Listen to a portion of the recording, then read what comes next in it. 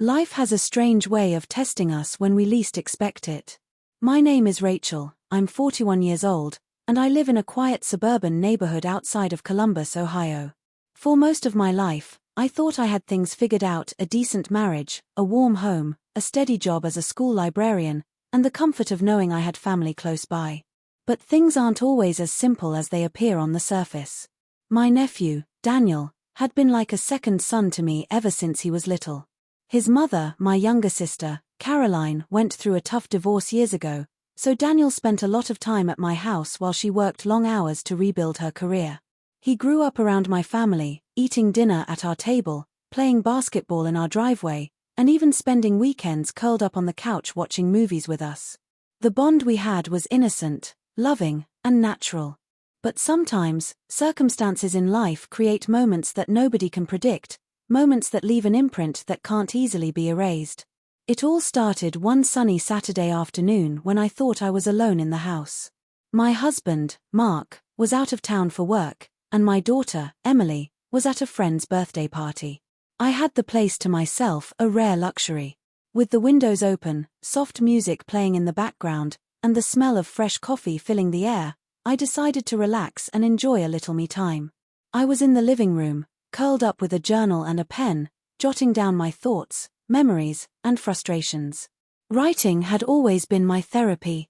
I scribbled about how I felt invisible in my marriage, how Mark had grown distant over the years, and how I often wondered if he even noticed me anymore. I wrote about the loneliness that sometimes crept in even though I was surrounded by people. Lost in my thoughts, I didn't hear the front door creak open. I didn't notice the sound of footsteps coming down the hallway. Then, suddenly, Daniel's voice startled me.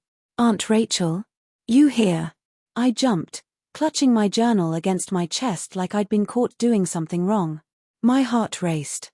"Daniel, you scared me half to death," I said, forcing a laugh. He grinned sheepishly from the doorway. "Sorry. Mom said I could come by. I needed to borrow a book for my college paper." Relief washed over me, though my cheeks burned red. "You could have texted first. I thought I was alone." Daniel shrugged. "I did, but maybe you didn't see it. Is it okay if I look through your bookshelf?" "Of course," I said, setting my journal aside quickly, almost protectively, as though I didn't want him to see the truths written inside. That unexpected entrance was the beginning of a conversation that would stay with me for a long time.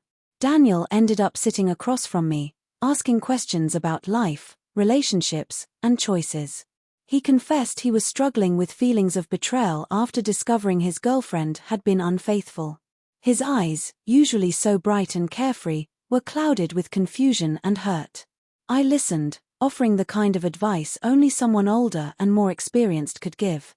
"Sometimes love isn't about holding on," I told him gently. "It's about knowing when to let go and respect yourself enough to move forward." Daniel nodded, absorbing every word. "You always know the right thing to say, Aunt Rachel. I don't know what I'd do without you." In that moment, I realized just how much trust he placed in me. It wasn't just about books or family dinners. I had become his safe place, his confidant. And as he sat there, pouring out his heart, I felt both honored and burdened by that role. We spent hours talking that afternoon, moving from the living room to the kitchen, where I brewed another pot of coffee. He laughed when I told him stories from my own college years, and I laughed when he teased me about still using sticky notes for everything. The air felt lighter, like two friends catching up rather than an aunt and nephew navigating their separate struggles. But beneath the surface, I carried the weight of my own secrets. Secrets about my marriage. Secrets about choices I'd made years ago that I regretted. Choices that fell under the shadow of infidelity. That's the part of the story I don't tell easily. Long before Daniel walked into my living room that day, there had been a time in my life when loneliness pushed me into the arms of someone who wasn't my husband. It wasn't a story of passion or excitement, it was a story of mistakes, of trying to fill a void that couldn't be filled that way. And even though it had happened only once, the guilt never really went away.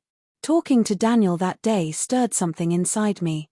As I watched him struggle with betrayal, I realized I was looking at a younger version of myself, someone who deserved better, someone who needed to believe that mistakes don't have to define us. The sun dipped lower in the sky, painting the kitchen in golden light. Daniel stood to leave, clutching the book I had loaned him. "Thanks for everything, Aunt Rachel," he said softly. "You're the only person I feel like I can talk to about this." I hugged him tightly, holding on a second longer than usual. "You're stronger than you know, Daniel. Don't ever forget that." As the door closed behind him, I sat back down at the kitchen table, staring at my journal. Life was messy. Families were complicated. And sometimes, the people who walk in unexpectedly remind us of the truths we've been running from. That day wasn't about being caught in something shameful. It wasn't about secrets being exposed. It was about connection, an unplanned, raw conversation that reminded me how important it is to be honest, not just with others but with ourselves. The road ahead wasn't simple. My marriage still needed work, and my heart still carried scars. But for the first time in a long time, I felt a spark of clarity. Maybe Daniel walking in unexpectedly wasn't an accident. Maybe it was exactly what I needed, a reminder that the past doesn't define me, and the future is still mine to write. And so, I picked up my pen and continued to write. Not about mistakes, but about hope. Not about betrayal, but about forgiveness. And in that quiet moment, I began to believe that even the most complicated stories can find redemption in the end.